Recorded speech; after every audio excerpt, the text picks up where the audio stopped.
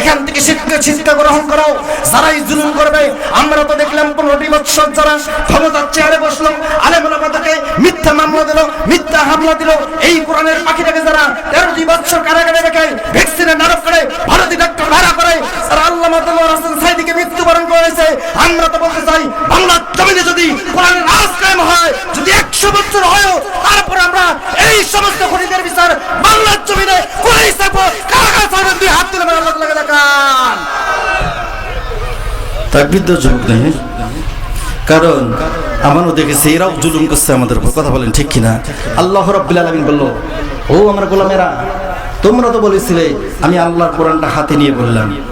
ওয়াল্লাহি বিল্লাহি কসম করে বলতেছি, গোটা বাংলার মুসলমান আমরা করেছি যে আমরা করেছি সেটা হলো, আমরা সকলেই বলেছিলাম আপনার জুলুমের মাত্রা বেড়ে হয়ে গেছে, আপনার এই ক্ষমতাটা একটু ছেড়ে দেন, একটু পদত্যাগ করেন। এ বাবা বলেন না আপনি? বিএনপির ভাইয়েরা বলছে, জামাতের ভাইয়েরা বলছে, দোকানদার ভাইগুলো বলছে, মাইকেলা ভাইও বলছে, মানে স্কুলের টিচার থেকে শুরু করে সকলেই বলছে আপনি পদত্যাগ করেন। আমরা কি বলেছি? এই যে কোরআন হাতে নিয়ে বললাম, কেউ কি বলেছে যে আপনি দেশ ত্যাগ করেন? আমি কি এটা বানাই বললাম? অটোওয়ালা, রিক্সাওয়ালা, ভ্যানওয়ালা যা আছে সবাই বলেছিল পদত্যাগ পদত্যাগ। আমরা তসবি জমছি। কথা বলেন ঠিক কিনা? তার আগে একটা চিঠি, সম্মানিত মা ও বোনেরা, আপনাদের হয়তো জায়গার সমস্যা হচ্ছে, একটু চাপাচাপি করে বসি, আমরা বিশৃঙ্খলা না করি, সকলে একজন আরেকজনকে বসার একটু সুযোগ করে দিই। তাহলে আমি বলেছি যে ম্যাডাম আপনি পদত্যাগ করেন, কারণ আপনার জুলুমের মাত্রাটা বেশি হয়ে গেছে। বাংলার সমস্ত তৌহিদি জনতা বলতেছে, তসবি জপতেছে, পদত্যাগ পদত্যাগ পদত্যাগ। কথা বলেন ঠিক কিনা? কিন্তু আমরা কখনো বলি নাই আপনি দেশ ত্যাগ করেন। কি বলেন বলেন তো দেখি? আমরা কি বলেছি? আল্লাহ রাব্বুল আলামিন বলল, ও আমার গোলামেরা, তোমরা যখন আমার কাছে কোনো জিনিস চাবে, এটা সবচেয়ে বড় জিনিস চাবে, তোমরা তসবিহ জপতেছো, পদত্যাগ পদত্যাগ। কিন্তু আমি আল্লাহ তাআলা আমার ওই পার্লামেন্টে সিদ্ধান্ত গ্রহণ করলাম, এ যেরকম জুলুম করেছে, সুতরাং একে পদত্যাগ করা যাবে না, বরং আমি আল্লাহ তাআলা সিদ্ধান্ত গ্রহণ করলাম একে বরং দেশ ত্যাগ করে দিই। কথা বলেন ঠিক কিনা? কিন্তু আমি তাকে ভালোবেসে বলেছিলাম যে আপা আপনি পদত্যাগ করেন, কিন্তু আল্লাহ তাআলা বলে এটা আমার মাইন্ডে আসে, আমি এটা করতে পারবো না, সুতরাং তোমার খাওয়ারও সময় শেষ, তোমার সুন্দর শাড়ি মেকআপ করা লাগবে না, তুমি কোন দরজা দিয়েছো সেটাও দেখার শেষে নাই, যা আছে পরনে এটাই নিয়ে চলে যাও। কথা বলেন ঠিক কিনা? আমার প্রিয় ভাইরা, ওখান থেকে শিক্ষার একটা গ্রহণ করো। আজও যারা বাংলার কোরআনকে ব্যান করার সিদ্ধান্ত গ্রহণ করতেছে, আবারও আমরা দেখতে পারতেছি ধর্ম নিয়ে অবমাননা শুরু করে দিল। কেউ বলতেছে ধর্ম বানা যাবে না, মসজিদের মধ্যে কোরআনের কথা বলে বলা যাবে না। আমরাও তো বলি যেই দলের মধ্যে ধর্মের অবমাননা হবে আমরা সেই দল করতে রাজি নেই। কথা বলেন ঠিক কিনা? এখন প্রতিটা বাংলার মানুষের মধ্যে কর্ণে করে একটি আওয়াজ আসতেছে, যেই অবস্থা হলো টেকনাফ থেকে তেতুলিয়া, রূপসা থেকে পাতুরিয়া, সুন্দরবন থেকে বান্দরবান, প্রতিটি মানুষের কর্ণে করে একটি আওয়াজ হচ্ছে আগামী দিন হবে মুসলমানদের দিন। কথা বলেন ঠিক কিনা? তারা বললো জয় বাংলার দিন শেষ, আগামী দিন হবে কোরআনের আলোদের বাংলাদেশ। কথা বলেন ঠিক কিনা? হে মুসলমান, আওয়াজ দিতে হবে। এটাই যদি সত্যি হয়ে থাকে, আগামী দিন আপনার আমার ইমানি পরীক্ষা হচ্ছে, আমরা কোরআনের পক্ষে থাকতে চাই কি চাই না? এই কোরআনের পক্ষে থাকতে হলে আপনার উপর মিথ্যা মামলা হতে পারে, আপনাকে এলাকার লোক ছুটু দিতে পারে, আপনাকে জেনাকার বানিয়ে দিতে পারে, আপনাকে ধর্ষণকারী বানাইতে পারে। আমরা তো বলি এই বাংলার জমিনে 92% মুসলমানের দেশ, এটা নরেন্দ্র মোদীর বাংলাদেশ নয়, এটা আল্লামা দেলোয়ার হোসেন সাঈদীর বাংলাদেশ। কথা বলেন ঠিক কিনা? এটা কবি ঠাকুরের বাংলাদেশ নয়, এটা হচ্ছে কাজী নজরুল ইসলামের বাংলাদেশ।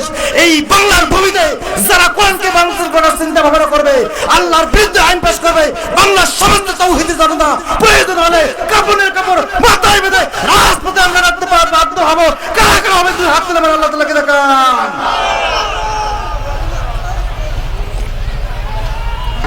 এক মুসকান তাকবীর দিচ্ছে, ভারতের অবস্থা শেষ। আর আপনারা কোন মুসলমান হয়ে গেলেন, তাকবীরও দিতে পারেন না। এই মুসকানের কথা শুনছিলেন? ভারতে একটা মেয়ে, সে একটা তাকবীর দিচ্ছে, 300 জন হিন্দুর বাচ্চাগুলো থরথর করে কাঁপছে। মুসলমানদের মূল হাতিয়ারটা হলো নারায়ে তাকবীর, আল্লাহু আকবার। বলেন তো নারায়ে তাকবীর। এ মুসলমান, আওয়াজ দিতে হবে। আজও যদি উমরের ভূমিকা পালন করে, আজও যদি আমরা কোনো নেতা নেত্রী পাই, আমরাও তো মনে করি বাংলার জমিনে কোনো ধর্ষণ থাকবে না। কথা বলেন ঠিক কিনা?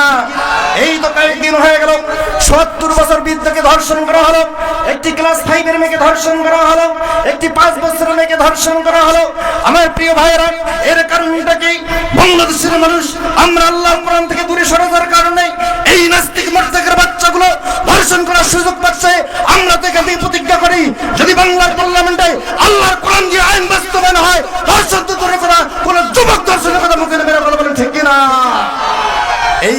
পক্ষে থাকতে রাজি আছেন কিনা? এই কোরআন রাজ কায়েম করতে যদি আপনাকে রক্ত দেওয়া লাগে, আমরা রক্ত দেব।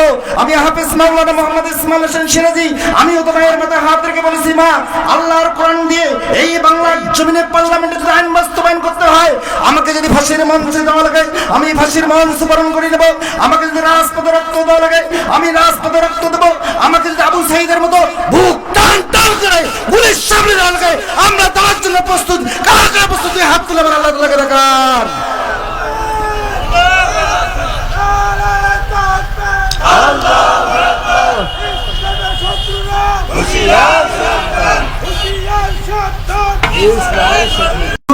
আমার প্রিয় ভাইরা, আমাদের এই গ্রামে যারা খামার করে আছে কি আছে না? এখন তো উটের খামার নাই, এখন গরুর খামার কারো কারো বাসায় পাওয়া যায়, কেউ বা ছাগলের খামার করে কি করে না। এখন তো এটা উঠে গেল, এখন হয়ে গেছে ব্রয়লারের খামার। কথা বলেন ঠিক কি না? আছে না ব্রয়লারের খামার? তো ওই জায়গায় আলী রাদিয়াল্লাহু তাআলা যখন কোরআন দিয়ে রাষ্ট্র পরিচালনা করতেছে, ওই সময় এক উটের খামারি ব্যক্তি ছিল, তার উট ছিল, কিন্তু উটগুলো বাচ্চাও দেয় না, গর্ভবতী হয় না। এখন ওই ব্যক্তি বলল, ও আলীর আল্লাহ, যদি আমার উটগুলো গর্ভবতী হয়ে যায় তাহলে আমি আলীর দরবারে কিছু দুধ হাদিয়া দেব। পক্ষান্তরে আমার প্রিয় ভাইয়েরা, পাশে ছিল এক সাঁওতাল ব্যক্তি। কি ছিল বলেন তো দেখি? সাঁওতাল তাদেরকে বলা হয় যারা খিঞ্জির চড়ায়, যারা খিঞ্জির নিয়ে ঘোরাফেরা করে। এই ব্যক্তি এসে বলল, ও মুসলমান ভাই, তোমার তো উটগুলো গর্ভবতী হয় নাই, কিন্তু এখন কেন গর্ভবতী হলো, বাচ্চা দিল, এর কারণটা কি? কয়, আমি একটা নিয়ত করেছি, যদি আমার উটগুলো গর্ভবতী হয়ে যায় তাহলে আলীর দরবারে কিছু দুধ হাদিয়ে দেব। এই কথা বলার সাথে সাথে আমার উটগুলো গর্ভবতী হয়ে গেছে। সকলে বলি সুবহানাল্লাহ। এই সাঁওতাল ব্যক্তি সে কোনো বুঝলো না, দৌড় দিয়ে চলে গেল, পাহাড়ের পাদদেশে চলে গেল। যাওয়ার পর বলল, ও আলীর আল্লাহ, যদি আমার খিঞ্জির গুলো গর্ভবতী হয়ে যায় তাহলে আমি কিছু খিঞ্জিরের দুধ আলীর দরবারে পাঠিয়ে দিব হাদিয়া হিসেবে। আচ্ছা বলেন তো দেখি, খিঞ্জিরের দুধ আমরা খাই? খাই। যদি সামনে পড়ে তাহলে কি করি? নাকে কাপড় দিয়ে অন্য কষ্ট করে চলি কি চলি না? আমার প্রিয় ভাইয়েরা, আল্লাহ রাব্বুল আলামিন এই সাঁওতাল ব্যক্তির কথাটা কবুল করে নিল, আর খিঞ্জির গুলো গর্ভবতী হয়ে গেল। আমার প্রিয় ভাইরা, দেখেন কোন ঘটনাটা ঘটে গেল। আলী রাদিয়াল্লাহু তাআলা আনহুর বাসায় মেহমান আসলো, খাবার নাই। ওই যে তার পিএসকে বাজারে পাঠিয়ে দিল, একটু দুধ করে করে নিয়ে আসো। কিন্তু দুধ পাইল না, মনটা মলিন হয়ে বাসার দিকে যখন ফিরলো, ওই যে উটের খামারি ব্যক্তি রাস্তায় দেখা গেল, ভাই তুমি তো আলীর পিএস। বলে, হ্যাঁ, তোমার হাতে কি? কয়, বালতি। কেন বালতি নিয়ে কোথায় যাচ্ছ? কয়, বাজারে গেছি, আলীর বাসায় মেহমান হচ্ছে, কোনো খাবার নাই, একটু দুধ কোরআন করার জন্য গেছি, কিন্তু দুধ পাইলাম না। কয়, টেনশনের কোনো কারণ নাই, তুমি বালতি আমাকে দাও। এই যে উট যে গর্ভবতী হয়ে গেল, এই উটের খামারি ব্যক্তি বালতিটা নিয়ে আধা বালতি দুধ এনে দিল, আর আলীর পিএস মনের আনন্দে গান গাওয়া শুরু করে দিল।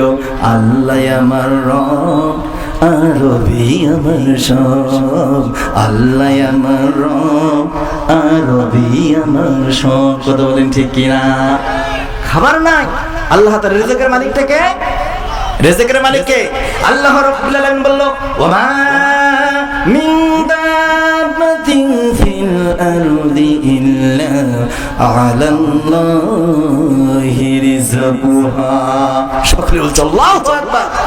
আল্লাহ রাব্বুল আলামিন বলল, রিজিকের মালিক তো আমি আল্লাহ, সুতরাং তোমার বাসায় মেহমান এসেছে, তোমার কোনো টেনশন নাই, আমি আল্লাহ তাআলা ওই উটের খামারের ব্যক্তির কাছে তোমার রিজিক রেখে দিয়েছি।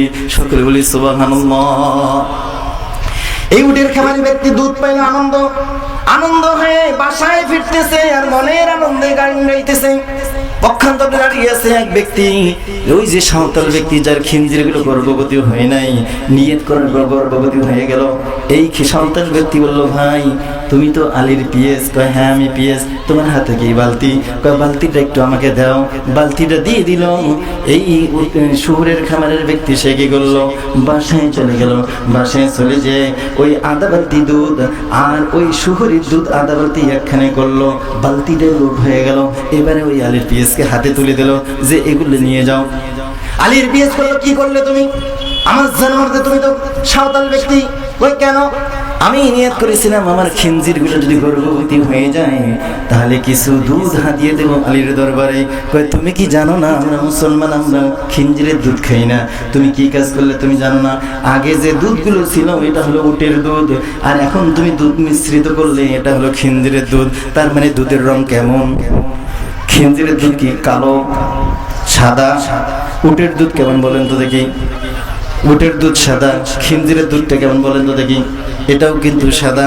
তার মানে সাদায় সাদায় একত্রিত হওয়ার পর বোঝা গেল না উটের দুধ কোনটা আবার খিঞ্জিরের দুধ কোনটা। আমার প্রিয় ভাইরা, এই আলীর অবাক হয়ে গেল। এখন আমি কি করি? কারণ দুধ তো হচ্ছে আল্লাহর নিয়ামত, এটা আমি ফেলাই দিতে পারবো না। কারণ সব আমি ধরে যাই, আলী তো হলো জ্ঞানের দরজা। তার কাছে বলি তো আপনি তো বলেন সব সমস্যার সমাধান দিতেই পারে শুধুমাত্র কেবলমাত্র একমাত্র আল্লাহর কোরআন। আলী রাদিয়াল্লাহু তাআলা আনহু, আপনি সমাধান দেন। এই কোরআন কিভাবে উটের দুধ আর শহরের দুধ আলাদা করবে? আচ্ছা বলেন তো, প্রশ্নটা সহজ না কঠিন? সহজ না কঠিন? যদি সময় থাকে ইনশাআল্লাহ আমিও আজকে কোরআন থেকে দলিল দেব উটের দুধ আর শহরের দুধ কিভাবে আলাদা করা লাগে কোরআন থেকে। কোরআন সমাধান দিতে পারবে না? বিশ্বাস আছে? সমাধান, ও সমাধান চাও যদি জীবনে মরণে, ফিরে যাও বুঝে নাও চোখ রাখো কোরআনে। সমাধান যদি সময় থাকে ইনশাআল্লাহ আমিও কোরআন থেকে আপনাদের দলিল দেব উটের দুধ আর শহরের দুধ একখানে হয়ে গেছে। ও কোরআন তুমি আলাদা করে দাও। ইনশাআল্লাহ আমরা কোরআন থেকে আলাদা চাই। আপনারা চান কি চান না? আল্লাহ রাব্বুল আলামিন বলল, ওয়ানাজ্জালনা আলাইকাল কিতাবা তিবয়ানান লিকুল্লি শাইইন ওয়া হুদান ওয়া রাহমাতান ওয়া বুশরা লিল মুসলিমিন। সকলে বলেন আল্লাহু আকবার। আল্লাহ তাআলা এই প্রশ্নের জবাবে আল্লাহ খুশি হয়ে গেল, কারণ বান্দারা তালাশ করতেছে কোরআনের কাছে সব সমস্যার সমাধান দিতে পারে শুধুমাত্র কেবলমাত্র আল্লাহর কোরআন। আল্লাহ তাআলা বলল, এটা টেনশন করিও না, এই কোরআনুল কারীমের কাছে যদি তোমরা বলো ও কোরআন স্বরাষ্ট্রনীতি আছে নাকি? কোরআন বলে নাম, অবশ্যই অবশ্যই স্বরাষ্ট্রনীতি, পররাষ্ট্রনীতি, পদার্থবিজ্ঞান, যত প্রকার বিজ্ঞান, সামাজিক বিজ্ঞান, রাজনীতি, কূটনীতি, প্যাটনীতি, যত প্রকার আছে সব সমস্যার সমাধান দিতে পারে শুধুমাত্র কেবলমাত্র আল্লাহর কোরআন। কথা বলেন ঠিক কিনা আমার প্রিয় ভাইয়েরা? তাহলে কোরআনকে বলে, ও কোরআন জানিয়ে দাও উটের দুধ শহরের দুধ তুমি কিভাবে আলাদা করবে? আল্লাহ রাব্বুল আলামিন বলল, টেনশন করো না, আমার কোরআন অবশ্যই অবশ্যই তোমাদেরকে আলাদা করে দেবে। আপনারা শুনতে চান কি চান না? কারা কারা শুনতে চান একটু দাঁড়িয়ে যান তো দেখি। সকলে একটু দাঁড়িয়ে যান, একটু জিকির করি লা ইলাহা ইল্লাল্লাহ, জোরে লা। একটু এই যে ফাঁকা জায়গাটা পূরণ করে তাহলে মজা পাবেন। আপনাদের একটু কষ্ট দিচ্ছি, একটু আগে আসেন। এই যে ফাঁকা জায়গা শয়তান বসে গেছে। জোরে লা ইলাহা ইল্লাল্লাহ, জোরে লা ইলাহা ইল্লাল্লাহ, জোরে লা। ভাই অটো চলে না, ড্রাইভার ছাড়া। এ যুবক ভাইয়ের আওয়াজ দাও। অটো চলে না, ড্রাইভার ছাড়া। চলে নাকি? এদিকে চলে, রমণীগঞ্জের বাজারে চলে। ভাই অটো চলে না, ড্রাইভার ছাড়া, বাস চলে না, চালক ছাড়া, নৌকা চলে না, পানি ছাড়া, মুমিন চলে না, আল্লাহর জিকির ছাড়া। জোরে লা জোরে লা ইলাহা ইল্লাল্লাহ, সুবহানাল্লাহ, আলহামদুলিল্লাহ। হায়াতের মালিক যে আল্লাহ, মৌতের মালিক কোন আল্লাহ? হায়াতের মালিক যে আল্লাহ, মৌতের মালিক সেই আল্লাহ, ক্ষমতার মালিক যে আল্লাহ, কেড়ে নেওয়ার মালিক কোন আল্লাহ? কোন আল্লাহ বলেন তো দেখি? যে আল্লাহ ক্ষমতায় বসে আমি হাফেজ মাওলানা মোহাম্মদ ইসমাইল হোসেন সিরাজ যদি বলি না আমি আজকে যেন সারা রাত বক্তৃতা দেবো, কিন্তু পেছনে সে একটা বলতেছে হুজুর আপনার সময় শেষের দিকে চলে যাচ্ছে, কথা বলেন ঠিক কিনা? আমি যদি বলি না 41 সাল পর্যন্ত থাকবো, সে আর বলবে না এটা সম্ভব নয়, কারণ এটা তো ওখান থেকেই ওই আল্লাহর পার্লামেন্ট থেকে সিদ্ধান্ত গ্রহণ করতেছে। আপনি আজকে বাড়ি যাবেন কোনো গ্যারান্টি? সভাপতি সাহেব আজকে বাড়ি যাবে কোনো গ্যারান্টি? এই গ্রামে হাজারো লোক ছিল, কিন্তু আল্লাহ তাআলা সকলকে সিলেক্ট করছে না। আল্লাহ যাকেই পছন্দ করে এই দায়িত্বগুলো তাকেই শুরু দেয়, কথা বলেন ঠিক কিনা? এই গ্রামে হাজার হাজার লক্ষ লক্ষ কোটি কোটি মানুষ আছে, আল্লাহ তাআলা তাদেরকে পছন্দ করে নাই। পছন্দের বান্দাগুলো শুধু আপনারা, আল্লাহ যাদেরকে জান্নাতে দেবে আল্লাহ তাআলা বেছে বেছে নিয়ে তাদেরকে শুধু এই জান্নাতের বাগানে নিয়ে এসে সকলে বলে সুবহানাল্লাহ। আমার প্রিয় ভাইয়েরা, আল্লাহর নবী বিশ্ব নবী জনাবে মুহাম্মদ রাসূলুল্লাহ সাল্লাল্লাহু আলাইহি ওয়াসাল্লাম তিনি বললেন, ও আমার উম্মতেরা, একটি দুইটি কাজ কখনো করবা না। বলেন তো কয়টি কাজ? বলেন তো কয়টি কাজ? দুইটি কাজ করা যাবে না। সেটা হয়তো প্রথম নাম্বারটা হলো আল উব। বলেন তো কি বললাম? আল উব। উব শব্দের অর্থ হচ্ছে যদি পিতামাতা আপনার কথার কারণে আঘাত পায়, আপনার পিতামাতা যদি কষ্ট পায়, আর যদি তিনি মন থেকে বলে উব আমার সন্তানটা আমাকে কষ্ট দিয়ে দিল, আল্লাহ তাআলা বলল তুমি যত হাজি হও না কেন, যত গাজী হও না কেন, যত হাফেজে কোরআন হও না কেন, যত ইমাম সাহেব হও না কেন, যত বক্তা হও না কেন, আল্লাহ তাআলা বলল কখনো তোমার ইবাদত আমার কাছে কবুল হবে না। আল্লাহর নবী বলল, ও আমার উম্মতেরা, এই দুইটি কাজ করবে না। প্রথম নাম্বার হচ্ছে পিতামাতার সাথে কোনো খারাপ আচরণ করবা না। রাসূল সাল্লাল্লাহু আলাইহি ওয়াসাল্লাম বলল, রিদার রাব্বি ফি রিদার ওয়ালিদ ওয়া সাখাতুর রাব্বি ফি সাখাতিল ওয়ালিদ। আল্লাহর নবী জানাই দিল পিতামাতা সন্তুষ্ট, আল্লাহ তাআলা সন্তুষ্ট হয়। পিতামাতা যদি বেজার হয়, আমার আল্লাহ স্বয়ং তিনিও বেজার হয়ে যায়। ও আমার উম্মতেরা, তুমি যদি ইবাদত করো কষ্ট করে, তোমার বাবা মার মনে কখনো আঘাত দিবে?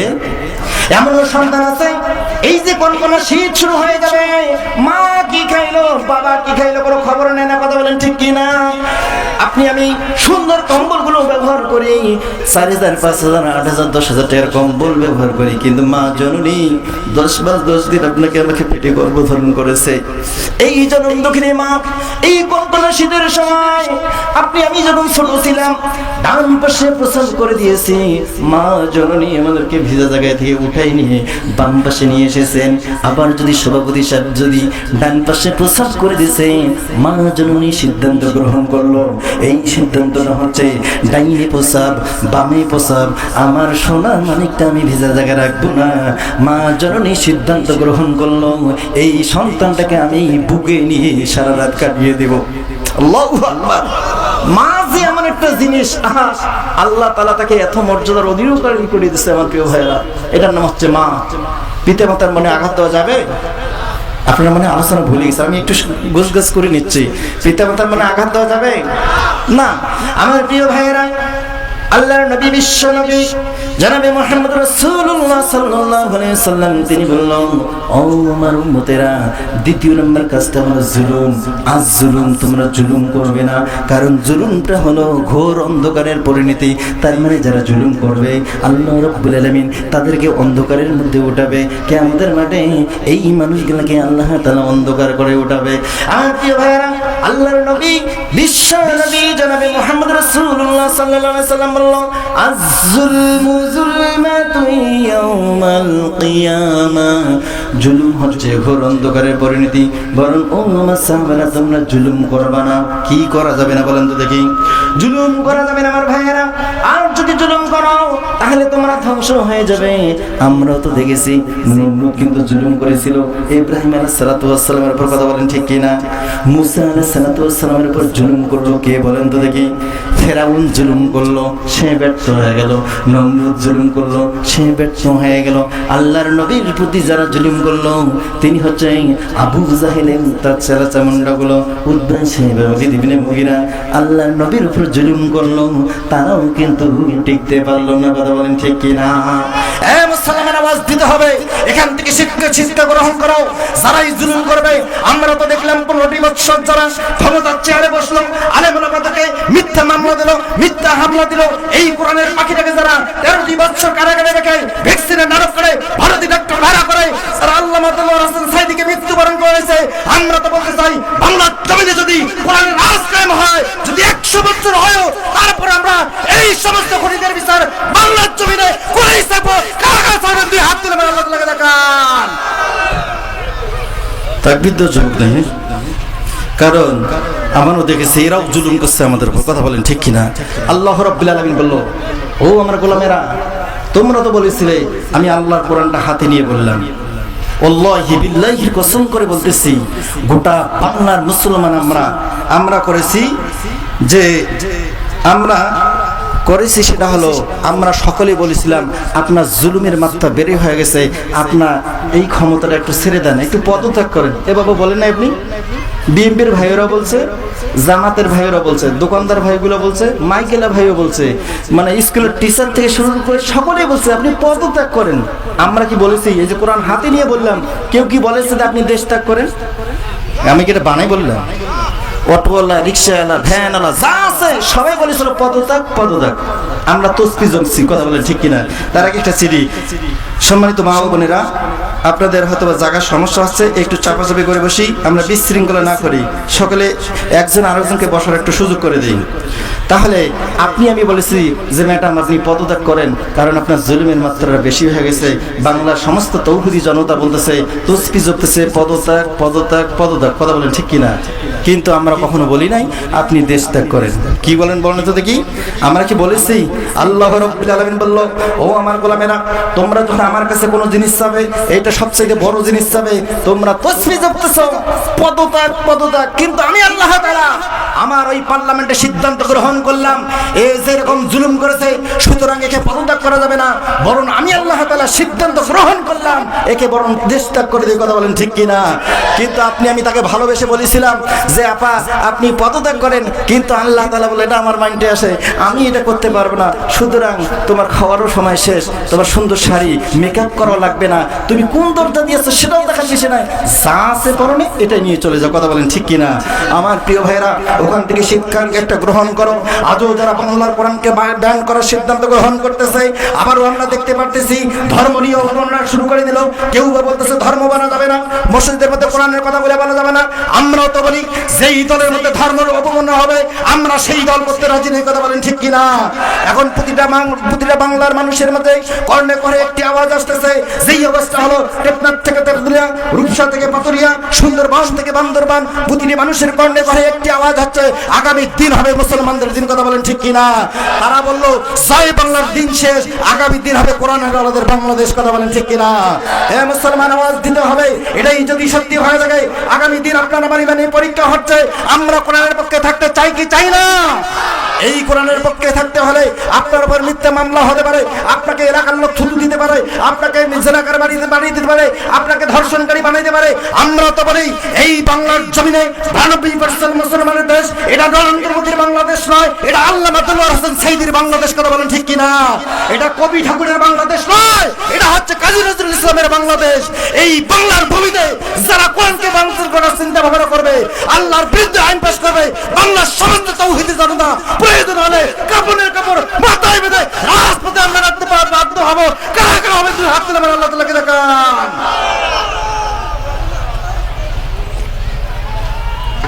এক মুস্কান তাকবীর দিচ্ছে, ভারতের অবস্থা শেষ। আর আপনারা কোন মুসলমান হয়ে গেলেন, তাকবীরও দিতে পারেন না। এই মুস্কানের কথা শুনছিলেন? ভারতে একটা মেয়ে, সে একটা তাকবীর দিচ্ছে, 300 জন হিন্দুর বাচ্চাগুলো থরথর করে কাঁপছে। মুসলমানদের মূল হাতিয়ারটা হলো নারায়ে তাকবীর, আল্লাহু আকবার। বলেন তো নারায়ে তাকবীর। আমার প্রিয় ভাইয়েরা, প্রশ্নটা কি ভুলে গেছেন? উটের দুধ আর শহরের দুধ একখানে হয়ে গেছে। আমরা কোরআন থেকে বলি, ও কোরআন তুমি আমাদেরকে এই দুধগুলো আলাদা করে দাও। শুনতে চান কি চান না আমার ভাইয়েরা? আল্লাহ তাআলা কি প্রশ্ন করি, ও আল্লাহ এই যে এত সুন্দর মানুষগুলো আসলো কোরআন শোনার জন্য, আল্লাহ এদের কি লাভটা আছে? আল্লাহ তাআলা বলল অবশ্যই অবশ্যই লাভ আছে আমার গোলামেরা। তোমার যদি বাবা মা দেশে থাকে, এই জান্নাতের বাগানে আসার কারণে আমি আল্লাহ তাআলা তোমার জীবনের গুনাহ মাফ করাই দিলাম। তোমার বাবা মার জীবনের গুনাহ আমি আল্লাহ মাফ বানায় দিলাম। আর এই জান্নাতের বাগানের আশেপাশে যতগুলো কবর আছে আমি আল্লাহ তাআলা 40 দিনের জন্য তাদের আযাবগুলো মাফ করাইয়া দিলাম। সকলে বলি সুবহানাল্লাহ। যেহেতু মাহফিলটা হচ্ছে কবরবাসীর উদ্যোগে আমার প্রিয় ভাইয়েরা, আজকে ঈদের দিন কি আর চাইতে লক্ষ কোটি গুণে তারা খুশি হয়ে গেল। আমার কবর থেকে চিৎকার করতেছে, ও আব্দুর রহমান, ও আব্দুল করিম, ও আব্দুল জব্বার বাবা, যা রে ওই জায়গায় বসলে তোমার গুনাহ মাফ করবে আল্লাহ, আমাদের গুনাহ মাফ করবে, কবরবাসীর আযাবগুলো 40 দিনের জন্য মাফ করে যা যা বাবা, ওই জায়গায় বসলেই যদি গুনাহ মাফ হয়ে যা। আমার প্রিয় ভাইয়েরা, আল্লাহ এই মানুষগুলোকে কবুল করতেছে না, বিদায় আসতেছে না। আল্লাহ রাব্বুল আলামিন বলল, ইন্নাকা লাতাহদি মান আহবাবতা ওয়ালাকিন্নাল্লাহা ইয়াহদি মান ইয়াশাউ ওয়া আ'লাম। আল্লাহ রাব্বুল আলামিন বলল, সবার ভাগ্যে কিন্তু হেদায়েত আছে। আবু জাহেলের ভাগ্যে হেদায়েত ছিল না, কিন্তু তার ছেলে, তার ভাগ্যে হেদায়েত ছিল, বিদেশে জান্নাতি হয়ে গেছে। সকলে বলি সুবহানাল্লাহ। আমার প্রিয় ভাইয়েরা, যে কথাটা বোঝাচ্ছি আপনাদের, আচ্ছা বলেন তো প্যান্ডেল কয়টা হয়েছে আজকে? প্যান্ডেল হয়েছে 2টা। এই যে মুরব্বী বললো 2টা প্যান্ডেল হুজুর, একটা প্যান্ডেল পুরুষের জন্য আর একটা প্যান্ডেল মহিলাদের জন্য। তার মানে এখানে আমরা বুঝতে পারলাম 2 শ্রেণীর লোক, পুরুষ এবং মহিলা। কিন্তু 2 শ্রেণী ব্যতি রেখে যে সমস্ত যুবকগুলো রাস্তায় ঘুরতেছে, জানে দোকানপাটে আড্ডা পেড়াইতেছে, এরা কি পুরুষ বলেন তো দেখি? আপনি বলবেন না হুজুর এটা পুরুষ না, এবারে অনেকে বলবেন এটা মহিলাও না, তাইলে আমরা 3য় শ্রেণীর একটা লিঙ্গকে পছন্দ করি। আচ্ছা যুবক ভাইরা বলেন তো দেখি, তাহলে ওটা কোন দল? হ্যাঁ হ্যাঁ, এটা হচ্ছে হিজরা। যারা কোরআনের আওয়াজ শোনার পরে যারা রাস্তায় ঘুরে বেড়ায়, এটা কোনো ভালো মানুষ হতে পারে না, বরং তারা হচ্ছে হিজরা মার্কা মুসলমান। কথা বলেন ঠিক কিনা? ও কোরআন, তুমি বলে দাও তো, এই যে হিজরা মার্কা মুসলমান সম্পর্কে কি আল্লাহ কিছু বলেছে? কোরআন বলেছে 100%। কোরআনকে জিজ্ঞাসা করলেই কোরআন জানাই দিছে, আতামুরুনান নাসা বিল বিররি ওয়া তানসাউনা আনফুসাকুম ওয়া আনতুম তাতলুনাল কিতাবা আফালা তাকিলুন। আল্লাহ রাব্বুল আলামিন বললেন, এই যে কোরআনের আওয়াজ সবার কানের মধ্যে যাচ্ছে, যে সমস্ত মানুষগুলো আসতেছে না, এদের সম্পর্কে আল্লাহ তাআলা বলল, আতামুরুনান নাস, নাস মানে হলো মানুষ। এই মানুষগুলো কিতাবের কিছু অংশ মানে আর কিছু অংশ মানে না। ও আল্লাহ, কোন অংশ মানে? আল্লাহ তাআলা বলল, শুক্রবারের দিন যখন নামাজের আজান হয়, এরা সবার আগে মসজিদে যায়, তার মানে কিছু মানলো। আবার যদি দেখা যায় ঈদের দিন শুরু হয়ে যায়, সবার আগে পাঞ্জাবি পরে ঈদগাহে চলে যায়, তার মানে কিতাবের কিছু অংশ মানলো। আল্লাহ রাব্বুল আলামিন বলল, আর একটা জিনিস মানলো, মা যদি মারা যায়, বাবা যদি মারা যায়, ওই সময় যদি জানাজার নামাজে না দাঁড়ায়, গ্রামের লোক সকলে খারাপ ভাববে, এই জন্য সে কি করে? নামাজে দাঁড়িয়ে যায়। কথা বলেন ঠিক কিনা? কিন্তু আল্লাহ তাআলা বলল, না না, এ প্রকৃত মুসলমান হতে পারে না। আমার প্রিয় ভাইয়েরা, আল্লাহ তাআলা বলল, ও যুবক, যারা রাস্তায় ঘুরতেছো, ভাই এখানে কোনো ফায়দা নাই, আপনাদের 5 মিনিট সময় দিলাম, আপনার প্যান্ডেলের দিকে চলে আসুন। এই দিকে আসলে তোমার গুনাহ মাফ, তোমার বাবা মার গুনাহ মাফ, এই কবরের আযাবগুলো আল্লাহ তাআলা 40 দিনের জন্য মাফ করে। কিন্তু যুবকরা সেটা শোনেন আমার প্রিয় ভাইয়েরা, মা যখন মারা যায়, বাবা যখন মারা যায়, তখন আমরা কি করি? হুজুরদেরকে ডাক দেই, একটা গরু জবাই করি, 2টা গরু জবাই করি, খাওয়াই। কথা বলেন ঠিক কিনা? এই জন্য কবিতা সুন্দরভাবে বলল, জিন্দা থাকতে এক মুঠো ভাত, জিন্দা থাকতে এক মুঠো ভাত দেওনি মা বাবার মুখে, মরলে পরে ক্ষমা পাড়ার লোক ডেকে। ও ভাই, মরলে পরে ক্ষমা পাড়ার লোক ডেকে। কথা বলেন ঠিক কিনা? আল্লাহ তাআলা বলল, একটা নয়, 2টা নয়, 1000টা গরু যদি তুমি কোরবানি করে তাদেরকে খাও, এখানে কোনো ফায়দা নাই। কিন্তু আমি আল্লাহ জানাই দিলাম, এই যে জান্নাতের বাগানে আজকে যদি বসতে পারো, তোমার গুনাহ মাফ, তোমার মায়ের গুনাহ মাফ, তোমার বাবা মার সমস্ত গুনাহ মাফ করাই দিব, কবরবাসীগুলোর আযাব আমি আল্লাহ মাফ করাই দেব। কথা বলেন ঠিক কিনা? আল্লাহ, এত কষ্ট করে যারা কোরআন শোনার জন্য আসলে আমাদের লাভটা কি? আল্লাহ তাআলা জানাই দিল, ইন তাজতানিবু কাবাইরা মা তুনহাউনা আনহু নুকাফির আনকুম সাইয়্যাতিকুম ওয়া নুদখিলুকুম মুদখালান কারীমা। সকল বলছে আল্লাহু আকবার। আল্লাহ তাআলা বলল, ইন তাজতানিবু কাবাইরা, ও আমার আমার গোলামেরা, ও রমণীগঞ্জের ভাইয়েরা, যারা কোরআন শোনার জন্য আসলো, আল্লাহ তাআলা আপনাকে একটা অফার দিচ্ছে। সেই অফারটা হচ্ছে, তুমি যদি বড় ধরনের কোনো গুনাহ না করো, তাহলে আমি আল্লাহ তাআলা জানাই দিলাম তোমার জীবনের সমস্ত গুনাহগুলো আমি আল্লাহ মাফ করাইয়া দিলাম। সকলে বলি সুবহানাল্লাহ। ও আল্লাহ, আরো কি কিছু আছে? আল্লাহ তাআলা বলল, অবশ্যই অবশ্যই আছে। আমি আল্লাহ তাআলা তোমাদেরকে জানাই দিলাম, যারা কোরআন শোনার জন্য আসলো তাদের জন্য মেসেজটা আল্লাহ তাআলা এই মুহূর্তে জানাই দিল। যালিকা বিআন্নাল্লাহা মাওলাল্লাযীনা আমানু ওয়া আন্নাল কাফিরিনা লা মাওলা লাহুম। সকলে বলছি আল্লাহু আকবার।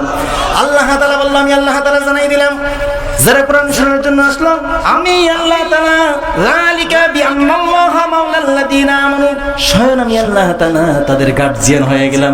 সকলে বলি সুবহানাল্লাহ। আল্লাহ তাআলা বলেন, ওয়ান্নাল কাফিরিনা লা মাওলা লাহুম, আমি কিন্তু কোনো কাফেরদের গার্জিয়ান নই।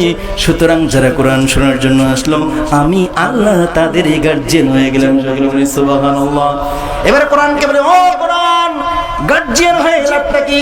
আল্লাহ তাআলা সাথে সাথে জানাই দিল, আলিফ লাম রা, কিতাবুন আনজালনাহু ইলাইকা লিতুখরিজান নাসা মিনাজ যুলুমাতি ইলান নূর।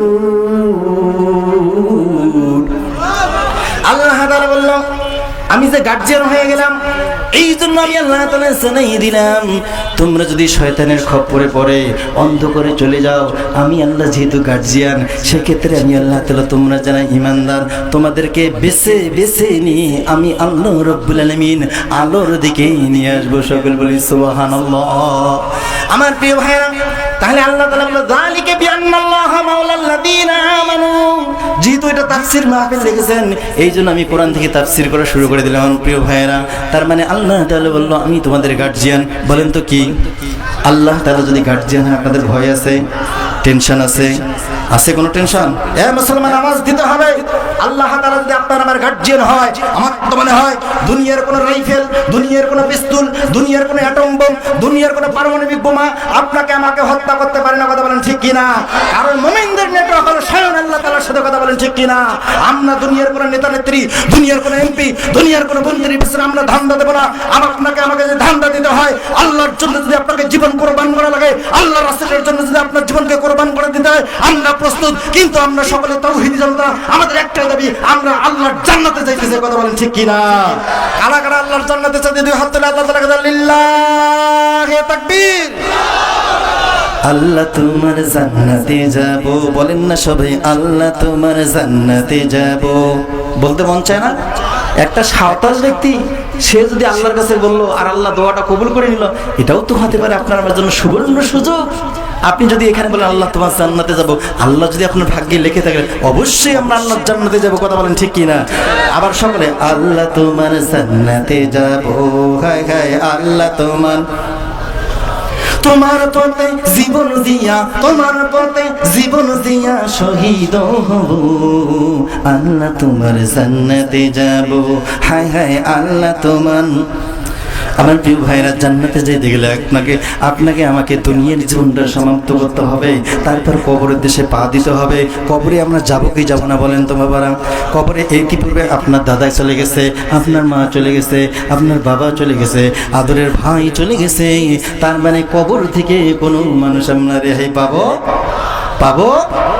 আমার প্রিয় ভাইরা, যখন আপনি মারা যাব, এই যে চাচা যদি মারা যায়, আমি যদি মারা যাই, আমাকে সমস্ত গ্রামের লোকগুলো এসে বলবে, যখন মাটি দেবে তখন আপনাকে বলবে, মিনহা খালাকনাকুম ওয়া ফিহা নুঈদুকুম ওয়া মিনহা নুখরিজুকুম তারাতান উখরা।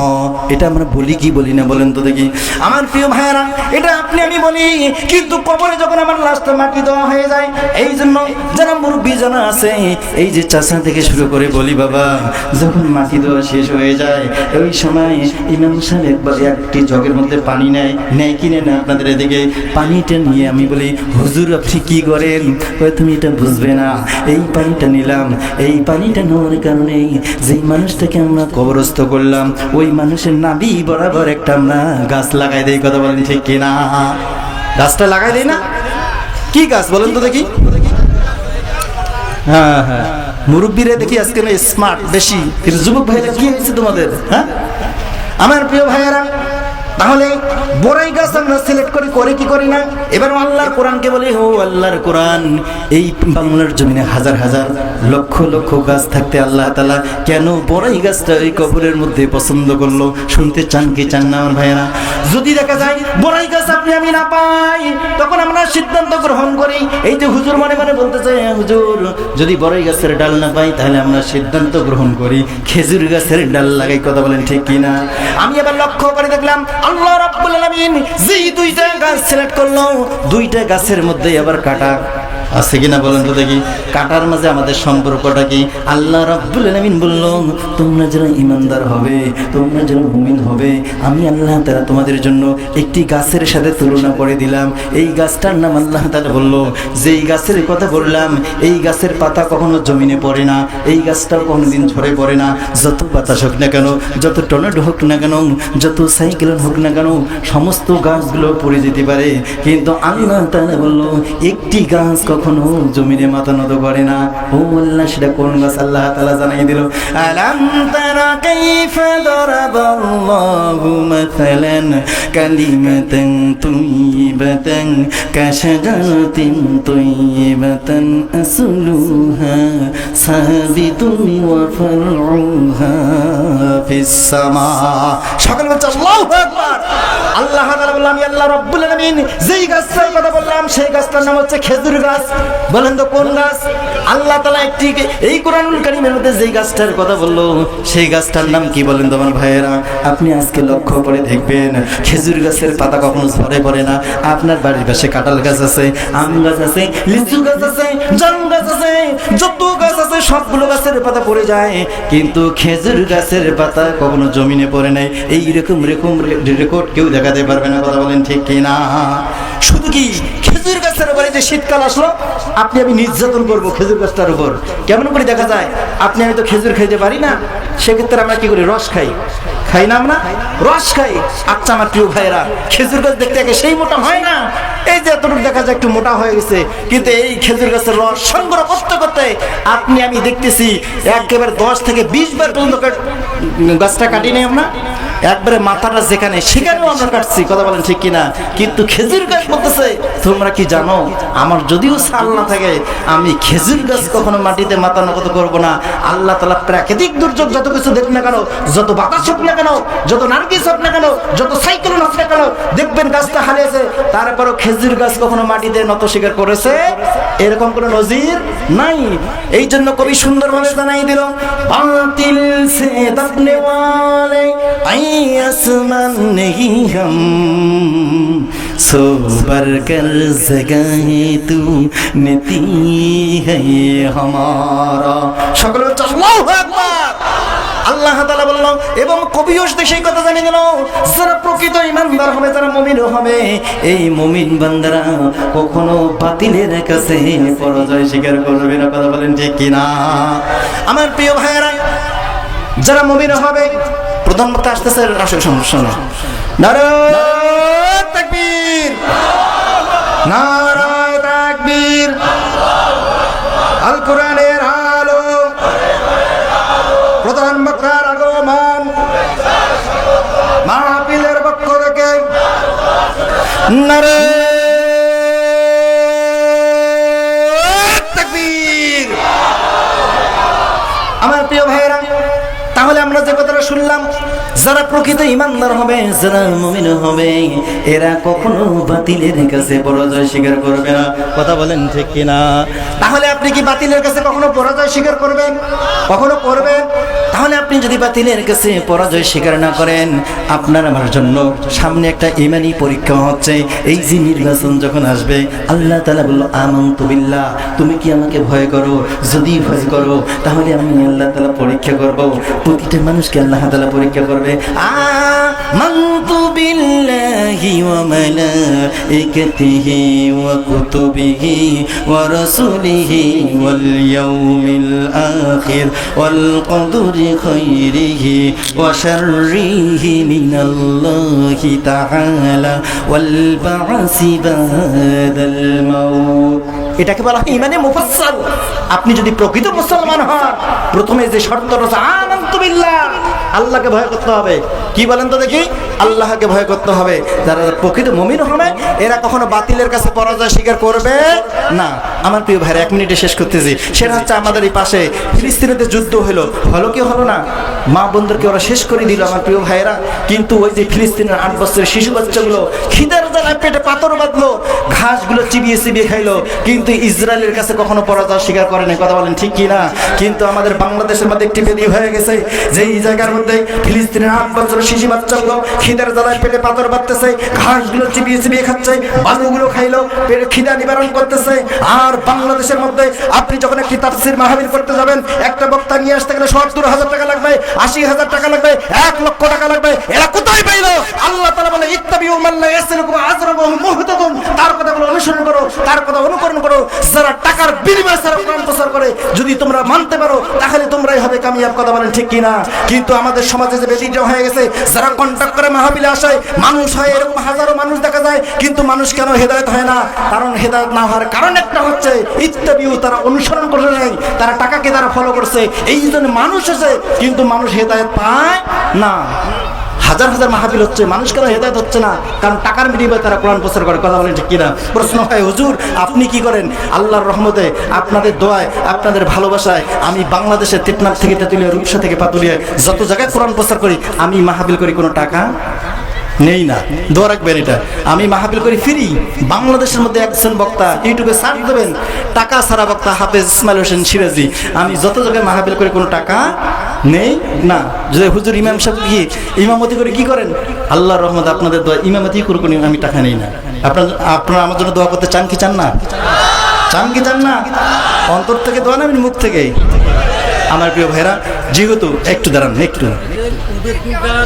একটু আমি এটা বলতেছি, একটু বাবা একটু। তাহলে প্রধান মেহমান যেহেতু এসেছে, ওনার যে যোগ্যতা, ওনার পায়ের ধুলার সামনে আমার কিন্তু জ্ঞান নাই। অনেক ভালো মানুষ, আমার চেয়ে অনেক সুন্দর আলোচনা আপনাদেরকে উপহার দেবে। যে আলোচনাগুলো আপনারা কোথাও শুনেন নাই, আমি শুনেছি ওনার আলোচনা খুব ভালো।